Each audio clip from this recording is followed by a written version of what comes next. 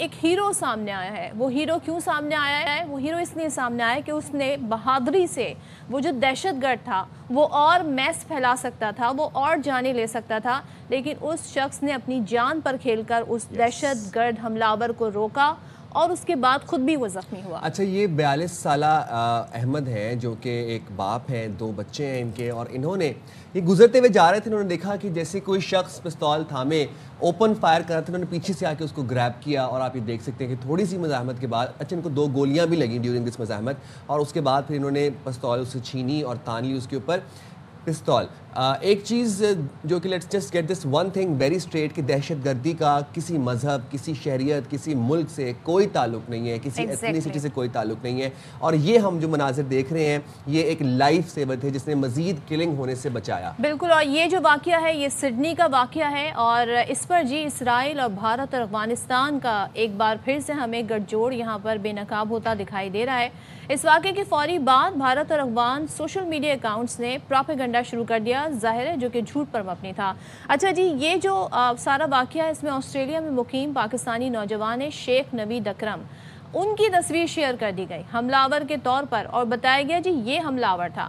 اب اپنی تصویر استعمال کرنے پر نوید اکرم صاحب خود سوشل میڈیا پر آ گئے, اور انہوں نے کہا کہ جی میرا دہشت گردی سے تعلق نہیں ہے, اور جو شخص مجھ سے جوڑا جا رہا ہے وہ میں نہیں ہوں, میری تصویر استعمال کر کے جھوٹ پھیلایا جا رہا ہے, پروپیگنڈے نے میری سلامتی اور ساکھ داؤ پر لگا دی ہے. تو ذرا دیکھتے ہیں کہ جو سڈنی کے بونڈائی ساحل پر جی یہودیوں کی جو مذہبی تقریب کے دوران یہ واقعہ ہوا, اس میں نوید کیا کہہ رہے ہیں. میڈیا رپورٹس وہ جو شوٹر تھا, ون آف دی شوٹر, اس کا نام نوید اکرم تھا اور میرا بھی نام نوید اکرم ہے. تو انفارچونیٹلی دونوں نام جو ہیں وہ سملر ہیں. تو اس چیز کا فائدہ اٹھا کے کچھ ٹویٹر پہ کچھ اکاؤنٹس نے میری فیس بک سے میری پکچر اٹھائی, اور اس پکچر کو وہ لوگ ریلیٹ کر رہے ہیں کہ وہ بندہ ہے.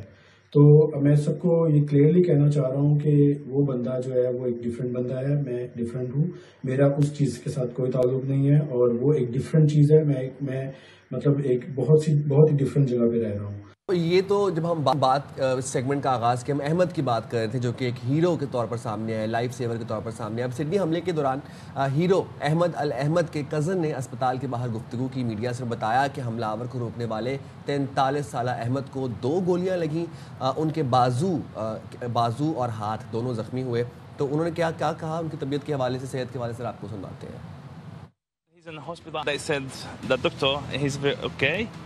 And next 2 hours, they let us to go in and see Ahmed. He's a hero, 100%. He's a hero because what we see on the social media, he's 100% hero. 2 shoulder? Yeah, he have 2 shots, one in his arm here and one in his hand. اور یقیناً اگر ہم دیکھ رہے ہیں کہ باہر کے بھی جو سوشل میڈیا اکاؤنٹس ہیں اس ہیرو کو, احمد کو بہت سراہ رہے ہیں, لیکن ظاہر ہے جو اس ساری سچویشن سے فائدہ اٹھانے کی کوشش کی بھارت اور افغانستان نے, ذرا اس حوالے سے بھی بات کر لیتے ہیں. ہمارے ساتھ موجود ہیں ماہر بین الاقوامی امور سید محمد علی صاحب. بہت شکریہ محمد علی ہمیں جوائن کرنے کے لیے. سب سے پہلے تو یہ بتائیے گا فیک نیوز کی جو فیکٹری ہے, اب گو کہ اسے بار بار ان کو منہ کی کھانی پڑتی ہے, بے نقاب بھی ہو جاتے ہیں, مگر یہ سلسلہ جاری ہے. کوئی ایسا ایشو نہیں ہوتا جس سے یہ کوشش نہیں کرتے پاکستان سے اسے جوڑنے. لاہور سے تعلق رکھنے والے جو شیخ نوید ہیں ان کو حملہ آور قرار دیا, پھر وہ پروپیگنڈا شروع ہو گیا. آپ کیا سمجھتے ہیں جس طریقے سے یہ سارا سلسلہ جاری ہے, اب پھر سے بے نقاب ہو گیا, بٹ یہ گٹھ جوڑ بڑا مضبوط ہے ان کا, افغانستان اور انڈیا کا یہ ہمیشہ سامنے آتا ہے. واٹ ڈو یو سے اباؤٹ دیٹ؟ جی بہت شکریہ. دیکھیں جی 2 پہلو ہیں, پہلے میں تھوڑے سے حقائق آپ کے سامنے رکھ دیتا ہوں, پھر اس کو کیسے یوز کرنے کی بھارت, افغانستان اور اسرائیلی میڈیا نے پاکستان کے خلاف کوشش کی اس کو ایکسپلین کر دیتا ہوں. دیکھیں ابھی جو تازہ ترین اطلاعات ہیں اس کے مطابق آسٹریلیا کے جو انٹیلیجنس چیف ہیں انہوں نے یہ بتایا ہے کہ ایکچولی 2 باپ بیٹے تھے, ساجد اکرم جن کی 50 سال عمر تھی, اور ان کے بیٹے جو ہیں وہ نوید اکرم 24 سال کے تھے. یہ لوگ ریڈیکلائز تھے اور اپنی فیملی کو یہ بتا کے گئے کہ جناب ہم کوئی فشنگ کے لیے جا رہے ہیں, اور انٹیلیجنس کے مطابق تقریباً 6 بندوقیں جو ہیں انہوں نے 1 ہفتے کے اندر ایکوائر کی تھیں. ان کے پاس لائسنس تھا, اور پھر انہوں نے جا کے ان باپ اور بیٹے نے یہ حملہ کیا. اور جو تازہ ترین اطلاعات ہے اس کے مطابق ان کی جو ریڈیکلائزیشن ہے اور جو انتہا پسند سوچ ہے اس کا مرکز بھی خود آسٹریلیا میں ہی یہ انہوں نے کچھ دینی تعلیم حاصل کی اور ریڈیکلائز ہوئے. 2 مہینے سے جو ساجد اکرم کا بیٹا ہے نوید اکرم وہ بے روزگار تھا, اور اس سے پہلے وہ ایک مستری کے طور پہ محنت مزدوری کرتا تھا, لیکن 2 مہینے سے اس کے پاس کوئی روزگار نہیں تھا. اچھا, اب ہم آتے ہیں کہ اس کو پریزنٹ کیسے کیا گیا اور کیوں کیا گیا. دیکھیں, بہت امپورٹنٹ یہ بتانا ضروری ہے. آپ کو یاد ہوگا کہ جیسے یہ واقعہ ہوا تو پھر آسٹریلیا کے وزیر اعظم, وہاں سڈنی کے پولیس چیف اور ان تمام ہائی آفیشلز نے بہت ذمہ داری کا مظاہرہ کرتے ہوئے کہا کہ ہم اس کی معاملے کی تہہ تک جائیں گے, اس سے پہلے کسی کو بلیم بھی نہیں کریں گے اور کسی پہ الزام بھی نہیں لگائیں گے. لیکن اسی دوران چونکہ نام جو ہے ان کا نوید اکرم تھا, تو نوید اکرم نام کے بدقسمتی سے پاکستانی نژاد جن کا لاہور سے تعلق تھا, ایک الیکٹریکل انجینئر بھی سڈنی میں کام کرتے ہیں, جن کا بھی آپ نے پیغام سنایا. جی. تو انہوں نے بڑا بر وقت ان کے اوپر الزام لگانے کی کوشش کی. بھارت نے بھی, بھارتی میڈیا نے بھی اور سرکاری میڈیا نے بھی, ان کے بڑے چینلز نے بھی, اسرائیل کے جروزلم پوسٹ نے بھی اس کو کیری کیا, اور پھر افغانستان نے بھی کیری کیا, جس سے یہ ظاہر ہوتا ہے کہ یہ گٹگور پاکستان کے خلاف نفرت اور جھوٹ کا جو کاروبار ہے یہ مل کے کرنا چاہتے ہیں. لیکن میں داد دینا چاہوں گا نوید اکرم صاحب کو کہ انہوں نے فوراً آ کے میڈیا کے اوپر یہ بیان دیا, اور جس میں 3 باتیں تھیں کہ ایک تو انہوں نے مذمت کی اس حملے کی, دوسری بات اپنے آپ کو آئیڈینٹیفائی کیا کہ میں ایک الیکٹریکل انجینئر ہوں, یہاں کام کرتا ہوں, میرا نام فیک آئیڈینٹی کے طور پہ یوز کیا جا رہا ہے, مس یوز کیا جا رہا ہے, اور تیسری بات کہ انہوں نے وارن کیا کہ وہ تمام اکاؤنٹ جہاں سے میرے بارے میں یہ فیک پروپیگنڈا کیا جاتا ہے ان کو آپ سوشل میڈیا پہ رپورٹ کریں. تو یہ چیز اس کے نتیجے میں, اس بروقت کارروائی کے نتیجے میں جو اصلیت ہے بھارت, اسرائیل اور افغانستان کی میڈیا کی وہ سامنے آئی.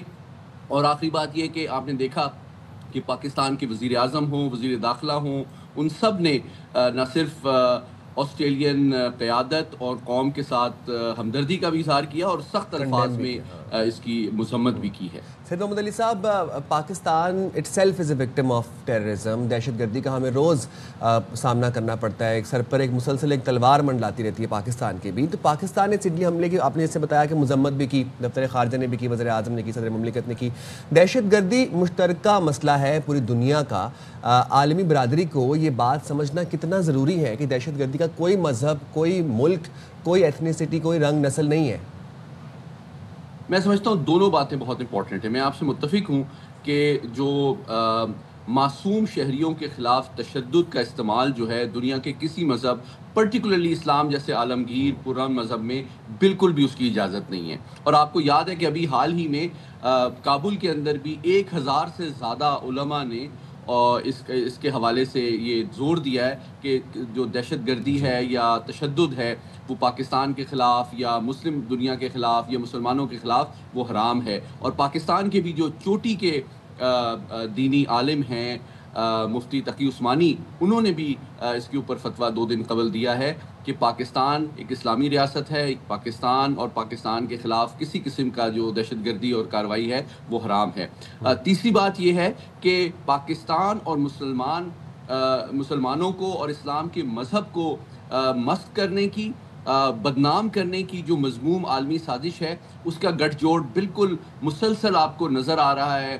بنیان المرصوص میں بھی, مشرق وسطیٰ کی جنگ کے دوران بھی, اور اب اس واقعے کے دوران بھی کہ بھارت اپنی شرمندگی اپنے ملک کے اندر جو ہیومن رائٹس کی وائلیشن اور دہشت گردی ہے اسٹیٹ سپانسرڈ, اس سے توجہ ہٹانے کے لیے, اور خود مغربی دنیا میں جو وہ اپنے راک ایجنٹ بھیجتا ہے اپنے سیاسی مخالفین کو ہلاک کرنے کے لیے, اس سے توجہ ہٹانے کے لیے اسرائیل کے ساتھ مل کر اور افغان میڈیا کے ساتھ مل کر پاکستان اور اسلام کے خلاف یہ فیک نیوز کا کاروبار گرم کرا انہوں نے کیا ہوا ہے. اور اس کو ایکسپوز کرنا آپ جیسے اینکرز اور میڈیا کی بہت ذمہ داری ہے تاکہ اصلیت ہماری عوام, عالمی برادری کے سامنے بر وقت اور بھرپور انداز میں سامنے بھی آ سکے اور اس کی مذمت بھی ہو. اور بھارت اور اسرائیل کا جو چہرہ ہے, جو حقیقت ہے کہ نہ صرف یہ کہ وہ خود دہشت گردی اور ریاستی دہشت گردی میں ملوث ہیں, بلکہ ساتھ ہی ساتھ پاکستان اور اسلام کو بدنام کرنے کی جو جھوٹی کوشش کرتے ہیں اس کو ایکسپوز روزانہ کی بنیاد پہ کرنا ہم ضروری سمجھتے ہیں. ایک چھوٹی سی بات میں ایڈ کرنا چاہوں, کل رات کو بھی ایک اور فیک نیوز پاکستان کے خلاف بڑے پیمانے پہ سوشل میڈیا پہ وائرل کی گئی. وہ یہ تھا کہ جناب PIA کا جو کریو ہے اس نے کینیڈا میں سیاسی پناہ کی درخواست دی ہے. اچھا اس طرح کی فیک نیوز فوراً لیکن بروقت PIA کی طرف سے کلیریفیکیشن بھی آئی. تو پاکستان اور اس کے اداروں کو بدنام کرنے کی عالمی سازش روزانہ کی سطح پہ بدقسمتی سے جاری ہے. اس لیے ہماری ذمہ داری ہے کہ ہم مل کر اپنے ہم چوکنا رہیں, سوشل میڈیا پہ نظر رکھیں اور بروقت حقائق کے ذریعے سے ان سازشوں کو بے نقاب بھی کریں اور ناکام بھی بنائیں. بالکل آپ صحیح کہہ رہے ہیں کہ روزانہ کی بنیاد پہ اور جو واقعات ہوتے ہیں ہمیں ان پر نظر رکھنی چاہیے. تھینک یو سو مچ سید محمد علی. اور چاہے وہ بھارت ہو چاہے وہ افغانستان ہو, اب ظاہر ہے ہمارے پڑوسی ملک ہیں, لیکن انفارچونیٹلی ایک طرف ہمارا ازلی دشمن ہے, دوسری طرف افغانستان جہاں پر طالبان رجیم ہے جو بالکل کہتے ہیں نا ایک ڈیفرنٹ ہی موقف رکھتے ہیں. اور پاکستان نے بارہا کوشش کی, ایون کہ ڈائلاگ کا راستہ بھی اپنایا, لیکن پاکستان کے خلاف کیونکہ وہ انڈیا اور اسرائیل یہ سارے گٹھ جوڑ بنا ہوا ہے تو کوئی موقع ہاتھ سے جانے دیتے. ایک چیز میں اور مینشن کرنا چاہوں گی جو بڑا فلیش کرتا ہے انڈین میڈیا کہ جی the terrorist Naveed Akram is of Pakistani origin. اس واقعے کے بے نقاب ہونے کے بعد ان کو آ کر اصل حقائق بھی بتانے چاہیے پبلک تک. صحافت کا معیار یہ ہوتا ہے, صحافت یہ ہوتی ہے کہ آپ اگر غلطی بھی آپ سے ہو جائے تو ایٹ لیسٹ آپ کو کلیریفائی تو آ کر چیزوں کو کرنا چاہیے. بٹ یہ تو پرپیچولی یہ کرتے ہیں. آپ کس کو یہ مشورہ دے رہی ہیں؟ آپ بھارتی گودی میڈیا کو مشورہ دے رہی ہیں جو کہ BJP سرکار کا پروپیگنڈا ٹول ہے, جو کہ پپٹ ہے مودی کا. ہم ان کو یہ مشورہ, ان کو تو صحافت کا الف بے بھی شاید کسی نے نہیں سکھایا.